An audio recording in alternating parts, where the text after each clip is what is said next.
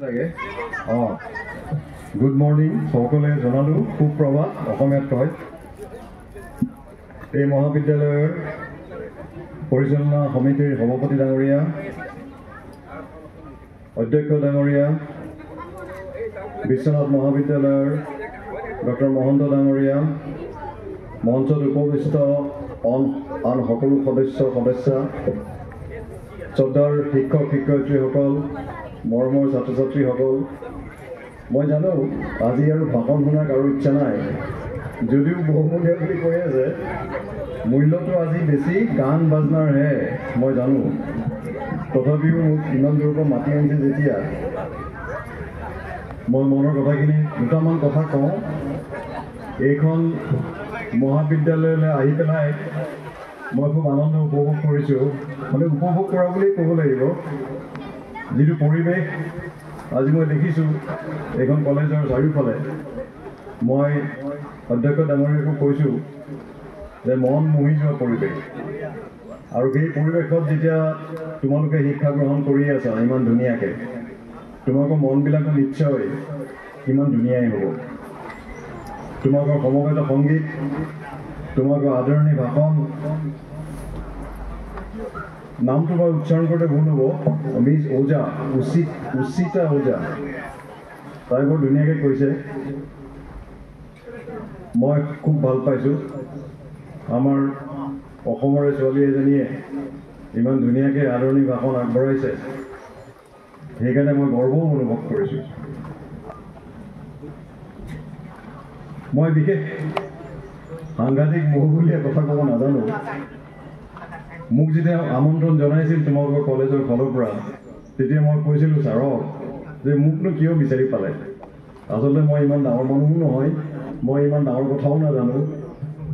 কেনেবাকৈ চাকৰি কৰি দুবেলা দুমুঠি খাই আছোঁ তথাপিও ছাত্ৰ ছাত্ৰীৰ লগত মোৰ আজি 30 বছৰ ধৰি সম্পৰ্ক হৈ আছে আৰু মই যিটো পৰিৱৰ্তন মই দেখিছোঁ সেই পৰিৱৰ্তনটো মই অনুধাৱন কৰিছোঁ আমি ঘাটৈৰ মানুহ ঘাটৈৰ নিচিনা পানী বৈ আছে নদীয়েদি বিভিন্ন ধৰণৰ ছাত্ৰ ছাত্ৰী পাৰ হৈ গৈছে আমাৰ চকুৰ আগেদি আৰু আমি তেওঁলোকৰ পৰিৱৰ্তনলৈ লক্ষ্য কৰি আছোঁ আৰু এই পৰিৱৰ্তনবিলাকে কিছুমান কথা ক'বলৈ বা কিছুমান বস্তু অবজাৰ্ভ কৰিবলৈ অকণমান আমাক মটিভেট কৰিছে আৰু সেইখিনি কথাই তোমালোকক মই এতিয়া জনাম বুলি আশা কৰিছোঁ ভাৰতবৰ্ষ 2047 চনত স্বাধীনতাৰ 100 বছৰ পূৰ্ণ কৰিব আৰু আমি সকলোৱে আশা কৰোঁ প্ৰয়াত আব্দুল কালাম ডাঙৰীয়া যেতিয়া ৰাষ্ট্ৰপতি আছিল তোমালোক চাগে সৰু আছিলা একেবাৰে সৰু আছিলে তেতিয়া তেওঁ কৈছিল যে 2030 চনৰ ভিতৰত 30 চন মানে আহিলে আৰু 5 বছৰ 30 চনৰ ভিতৰত ভাৰতবৰ্ষ আধুনিক দেশ এখন হ'ব মডাৰ্ণ কাণ্ট্ৰি ইকনমিক্সৰ ভাষাত কয় ডেভেলপ কাণ্ট্ৰি শুনিছা নহয় তোমালোকে ইকনমিক্স আছেনে ইয়াতে develop country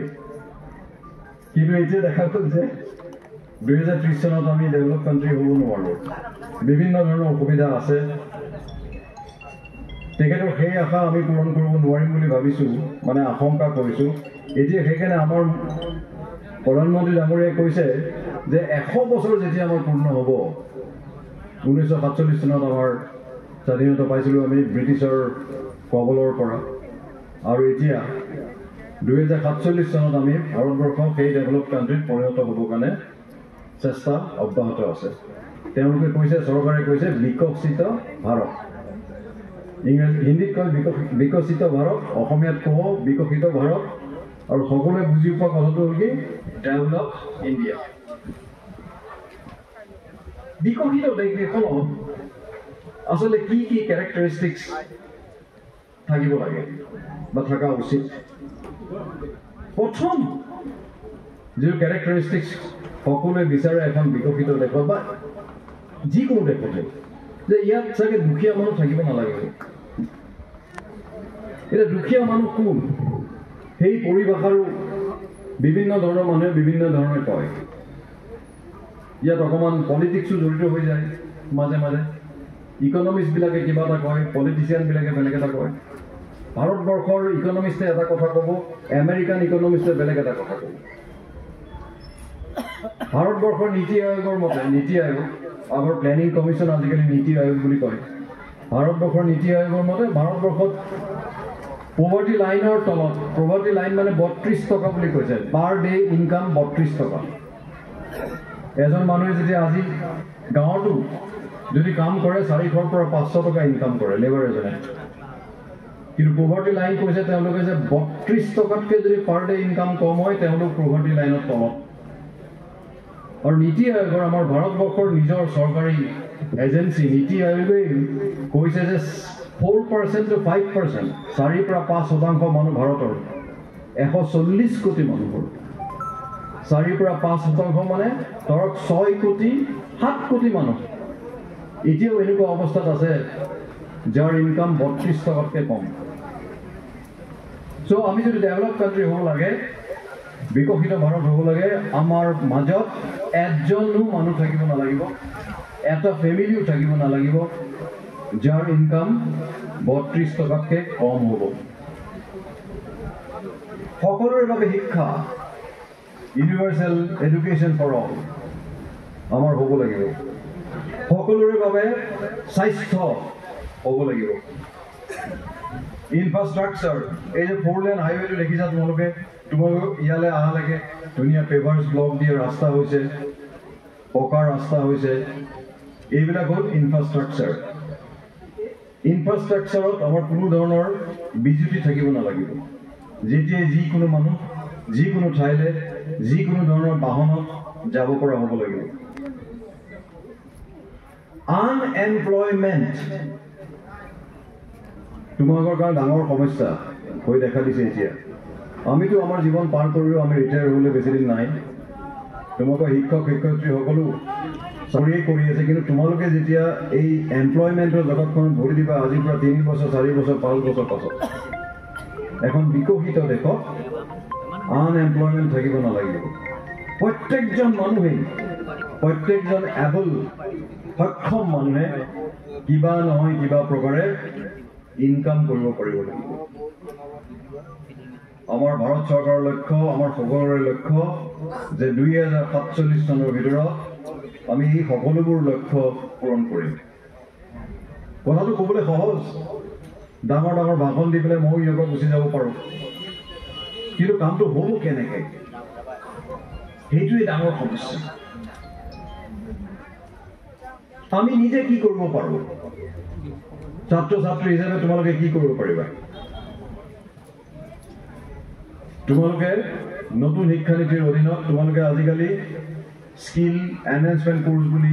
skill enhancement course আছেনে ইয়াতে? আছে। কি কি কোৰ্চ আছে বা মই নাজানো, কিন্তু তোমালোকে কেতিয়াও সহজ শুনা মোৰ কথা শুনা, এতিয়া গান বাজনা আহি আছে, সমস্যা এইটোৱেই, গান বাজনা আহি আছে, কিন্তু তাৰ আগতে 2 মিনিট শুনিব, 2 মিনিট বেছি সময় নালাগে। তোমালোকে এনেকুৱা কিছুমান ছাবজেক্ট বাছি ল'ব লাগিব যিবিলাক টান। টান ছাবজেক্ট যেতিয়া পঢ়িবা, সহজ ছাবজেক্ট চবেই পঢ়িব, টান ছাবজেক্ট যেতিয়া পঢ়িবা খুব কম মানুহে টান ছাবজেক্ট পঢ়িব। তুমি যেতিয়া ইয়াৰ পাছত 3 বছৰ পাছত কিবা ইণ্টাৰভিউ দিবলৈ যাবা, তেতিয়া তুমি ক'ব পাৰিবা ছাৰ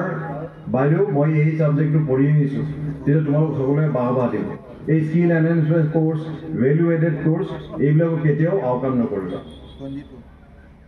এই যে মোবাইলটো লৈ পেলাই 2-এজন মানুহে ফটো তুলি আছা, তোমালোকৰ এইটো অভ্যাস হৈ গৈছে। ৰীল চাই চাই, শ্বৰ্ট চাই চাই ইনষ্টাগ্ৰামত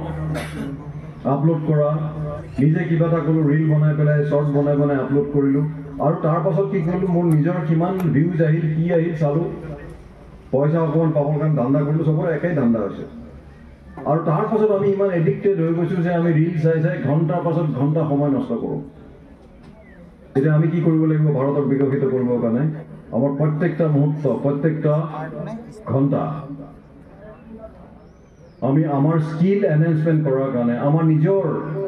ডেভেলপমেণ্টৰ কাৰণে আমি আগবঢ়াব লাগিব। আমি নিজকে কেনেকৈ ডেভেলপ কৰিম? 1 নম্বৰ কথা হ'ল পঢ়া শুনা, কিন্তু পঢ়া শুনাই শেষ কথা নহয়। নিজৰ স্বাস্থ্যৰ প্ৰতি যত্ন লোৱা আৰু এটা ডাঙৰ কথা। তোমাক এটা কাহিনী কওঁ, কাহিনী ঠিক নহয় এটা কিছুমান ষ্টেটিষ্টিক্স কওঁ যে আমাৰ ইয়াত যে ল'ৰা ছোৱালী মই দেখা পাইছোঁ গাঁৱৰ ল'ৰা ছোৱালী তোমালোকে স্কুলৰ ঘৰৰ পৰা খোজকাঢ়ি আহা কেতিয়াবা টমটমত আহা টমটম নাপালে খোজকাঢ়ি আহা তোমালোকৰ স্বাস্থ্য খুব ভাল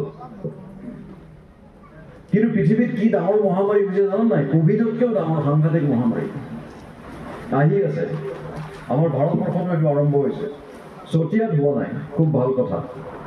কিন্তু গুৱাহাটী আহি পাই গ'ল সেইটো হৈছে কি অবেচিটি মানে কি যে শকত হোৱা মানুহ